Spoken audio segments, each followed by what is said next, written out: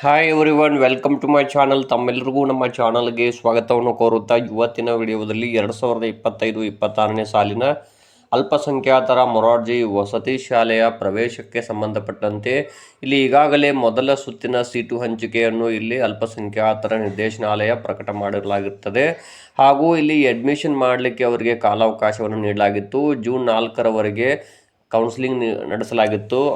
ಮೊದಲ ಸುತ್ತಿನ ಸೀಟು ಹಂಚಿಕೆಯಲ್ಲಿ ಆಯ್ಕೆಯಾದಂತಹ ವಿದ್ಯಾರ್ಥಿಗಳಿಗೆ ಇಲ್ಲಿ ಅಡ್ಮಿಷನ್ ತದನಂತರ ಬೇರೆ ಬೇರೆ ಜಿಲ್ಲೆಗಳ ಮಾಹಿತಿ ಆಧರಿಸಿ ತಮಗೆ ಕೆಲವೊಂದಿಷ್ಟು ಮಾಹಿತಿಯನ್ನು ಇವತ್ತು ನಾನು ಹಂಚಿಕೊಳ್ತಾ ಇದ್ದೀನಿ.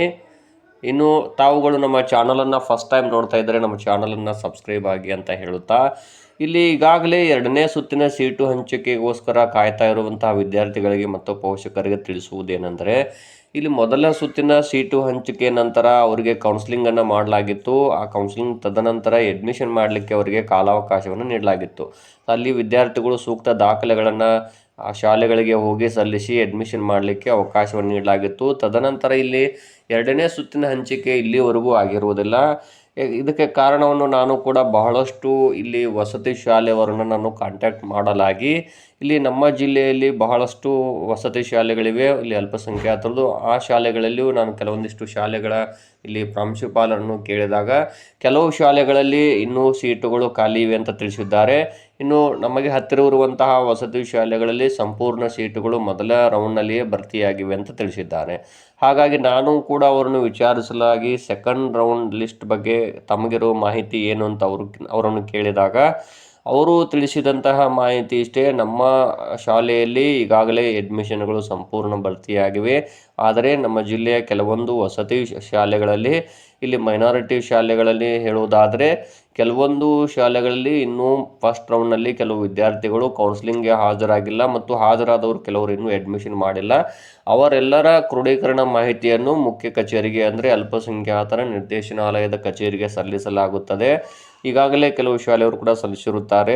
ಹೀಗೆ ಇಡೀ ರಾಜ್ಯದ ಎಲ್ಲ ಜಿಲ್ಲೆಗಳ ಇಲ್ಲಿ ಅಲ್ಪಸಂಖ್ಯಾತರ ವಸತಿ ಶಾಲೆಗಳ ಸಂಪೂರ್ಣ ಮಾಹಿತಿಯನ್ನು ಆಧರಿಸಿ ಇಲ್ಲಿ ಅಲ್ಪಸಂಖ್ಯಾತರ ನಿರ್ದೇಶನಾಲಯ ಇವರು ಇಲ್ಲಿ ಸೆಕೆಂಡ್ ರೌಂಡ್ ಲಿಸ್ಟನ್ನು, ಅಂದರೆ ಇಲ್ಲಿ 2ನೇ ಲಿಸ್ಟಿಗೆ ಕಾಯ್ತಾ ಇದ್ದಂಥ ವಿದ್ಯಾರ್ಥಿಗಳಿಗೆ ಅವರು ಶಾಲಾವಾರು ಆದ್ಯತೆ ಆಗಿರಬಹುದು, ಅದರೊಂದಿಗೆ ಅವರ ಮೆರಿಟ್ ಮತ್ತು ಮೀಸಲಾತಿ ಆಧಾರದ ಮೇಲೆ 2ನೇ ಸುತ್ತಿನ ಸೀಟು ಹಂಚಿಕೆ ಲಿಸ್ಟನ್ನು 2-3 ದಿನಗಳಲ್ಲಿ ಪ್ರಕಟಿಸಬಹುದು ಎನ್ನುವಂತಹ ಮಾಹಿತಿ ಇಲ್ಲಿ ನಾನು ತಮ್ಮೊಂದಿಗೆ ಹಂಚಿಕೊಳ್ತಾ ಇದ್ದೀನಿ. ಇನ್ನು ಯಾರು ವೇಟ್ ಮಾಡ್ತಾ ಇದ್ರಿ ಸೆಕೆಂಡ್ ರೌಂಡ್ಗೋಸ್ಕರ, ತಾವೆಲ್ಲರೂ ಕೂಡ 2-3 ದಿನಗಳ ಕಾಲ ವೇಟ್ ಮಾಡಬಹುದು ಎನ್ನುವಂತಹ ಒಂದು ಆಶಾಭಾವವನ್ನು ನಾನು ತಮ್ಮೊಂದಿಗೆ ಹಂಚಿಕೊಳ್ತಾ ಇದ್ದೀನಿ. ಯಾಕೆಂದರೆ ಇಲ್ಲಿ ಫಸ್ಟ್ ರೌಂಡ್ ಇಲ್ಲಿ ಮುಕ್ತಾಯಗೊಂಡಿದ್ದು, ಇನ್ನೇನು ಸಂಪೂರ್ಣ ಮಾಹಿತಿಯು ಅಲ್ಪಸಂಖ್ಯಾತರ ನಿರ್ದೇಶನಾಲಯಕ್ಕೆ ಈಗಾಗಲೇ ಸಂಪೂರ್ಣ ಮಾಹಿತಿಯನ್ನು ಬಹಳಷ್ಟು ಶಾಲೆಗಳವರು ತಲುಪಿಸಿರುತ್ತಾರೆ.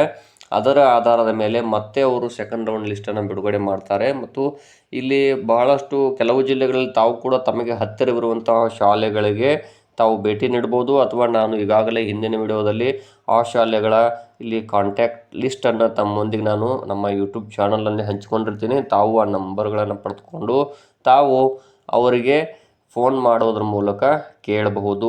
ಯಾವಾಗ ಅಡ್ಮಿಷನ್, ಅಂದರೆ ಸೆಕೆಂಡ್ ರೌಂಡ್ ಲಿಸ್ಟ್ ಬಿಡ್ತಾರೆ ಅನ್ನುವಂತಹ ಮಾಹಿತಿಯನ್ನು ತಾವು ಕೂಡ ವಿಚಾರಿಸಬಹುದು. ಇಲ್ಲಿ ನನಗೆ ಬಂದ ಮಾಹಿತಿಯನ್ನು ಇವತ್ತು ನಾನು ತಮ್ಮೊಂದಿಗೆ ಶೇರ್ ಮಾಡ್ಕೊಳ್ತಾ ಇದ್ದೀನಿ. ಮತ್ತು ಪ್ರತಿನಿತ್ಯ ಏನಾದರೂ ಹೊಸ ಅಪ್ಡೇಟ್ಸ್ಗಳು ಬಂದಲ್ಲಿ ತಮ್ಮೊಂದಿಗೆ ನಾನು ಮಾಹಿತಿಯನ್ನು ಹಂಚಿಕೊಳ್ತಾ ಇದ್ದೀನಿ ಅಂತ ಹೇಳ್ತಾ ಇದ್ದೀನಿ. ಧನ್ಯವಾದಗಳು.